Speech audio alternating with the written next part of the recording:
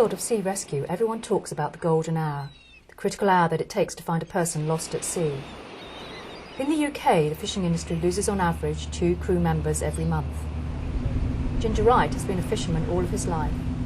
Recently, he volunteered to test a personal safety device at the UK's Royal National Lifeboat Institution. Today, working with Simon Armstrong, they are taking part in a sea trial, hoping to make a dangerous profession much safer. It is a dangerous job, yeah, very dangerous. I mean, I think it's on a par with the coal mining. I think, you know, this job and coal mining are the 2 most dangerous jobs going at the moment. I mean, there's, I don't know the figures, but there's quite a few fishermen killed each year. The personal safety device is part of the MOB Guardian system, which is worn by the fishermen whilst at work. The device is monitored 24/7, alerting a distress signal within seconds. One guy went over the stern.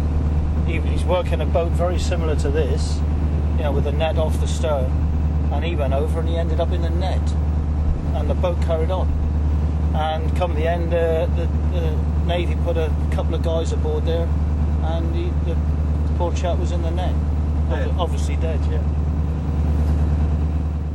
It's just the way the fishing is, that it's a hard life, and they go out maybe 6 o'clock in the morning, they plan to return sort of late afternoon, maybe even tea time.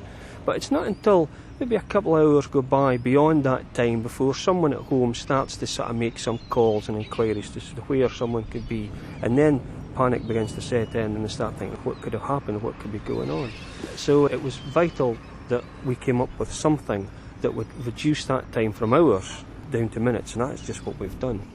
The operations room at the RNLI is the hub for monitoring the MOB Guardian. Today, the ops team with Microsoft's partner AWS are taking part in this sea trial. I think the whole point of today really is to do an end-to-end test of the system. I think we can prove and simulate this stuff in the lab, but it's not until we actually throw someone off a boat and into the water that we get the alarm come right the way through the satellite system, through our infrastructure and down here into the operations room and then onto the Coast Guard. Doing that end-to-end is the absolute proof that this is going to work for real. Today, Simon is going to simulate a man overboard scenario. To prevent hypothermia, Simon has a dry suit under his oilskins. The fisherman is unlikely to be so well protected.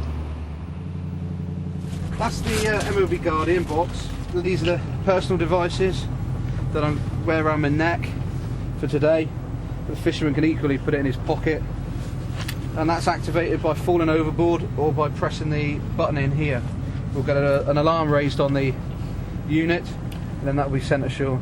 If you put in a scenario where, you know, this vessel's out 10 miles out and something happened at midday, but he's not due in till 5 or 6 o'clock, you know, around 5 or 6 o'clock they'd expect to see him on the shore, but then by 7 o'clock they'd start to, you know, worry. But then at 8 o'clock, 8 hours down the line before he is missed and somebody's missed him, whereas with the system we've got here, at 2 minutes past 12 after the incident's at 12, somebody ashore knows he's gone overboard. If the lifeboat came out looking for somebody that they didn't know where the hell they were, they've gone overboard, all of a sudden somebody's seen their boat going along without them on it, you've got such a wide area to look for.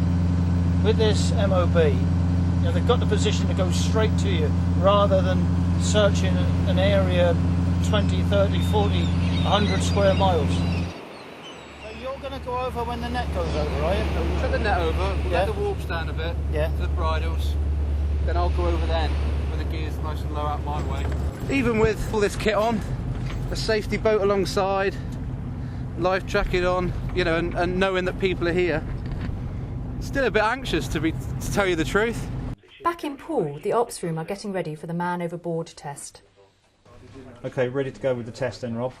Unlike similar systems, because the device has vibrated on impact, the man overboard knows that help is on its way. Hi, Ginge!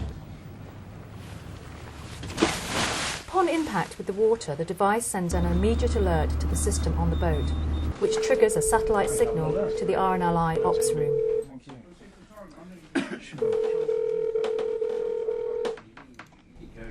None overboard on side, Okay. Looks like he's off Berry Head.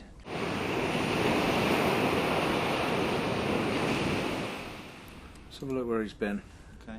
Yeah, well, he's obviously on his way back in. I'll pass this one through to the Coast Guard.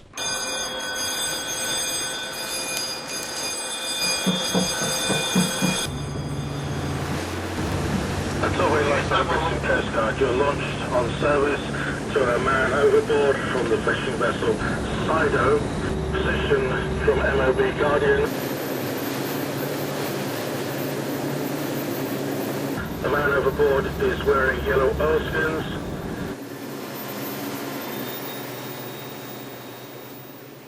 Oh, my hands are very cold now already.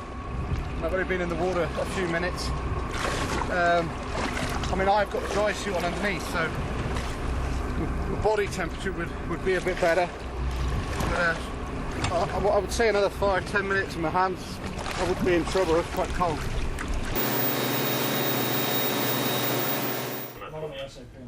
We first approached Microsoft some months ago about our desire to integrate the marine charts in with MapPoint, and we met with the EMEA manager for MapPoint. Was very supportive. I mean, that could be me. It could be any fisherman at all. It's so easy. You just slip on a piece of seaweed, a bit of gut on the deck, just a wet deck, and it's so easy. It could happen any time. It's quite frightening, really. Previously, it could have taken up to half a day to locate a boat at sea. Now a person is more likely to be rescued alive. It's extremely difficult to try and find somebody when you don't know where they may well have fallen over the side to. And then again, it's very difficult to actually locate somebody in bad weather. So the hardest point for us is actually finding the starting point and then actually trying to physically see somebody in the water. If you're very lucky and it's a very nice day and you're wearing nice bright clothing and you're particularly fit, then you're a lucky person if we find you. If it's a bad day and it's cold, then really we spend most of the time looking for bodies. I can tell you the feedback we're getting from the guys on the boats, having phoned a few of them when we've had an alert come through. I actually phoned one whose batteries had died on him. He was in the middle of the Celtic Sea. He was fortunate that he'd taken spare batteries out with him. He came back onto electronic use just as the Coast Guard were about to launch Padstow Lifeboat, and he was obviously very grateful to hear that people were already thinking about launching search and rescue to go look for him. Anybody who finds themselves in a situation that threatens their life, you can't beat hope and desire to stay alive, and you would lose that desire very quickly if you think you're floating in the water on your own. When there was two of us on the boat, you knew there was someone else there to grab you, or to catch hold of your oilskin or something as you were going over. But when there's just the one, it really brings it home to you and starts to make you think, well, I've got to put some chains up and wear my life jacket. And as I say, this MOB, I mean, it's going to be wonderful once it's set up.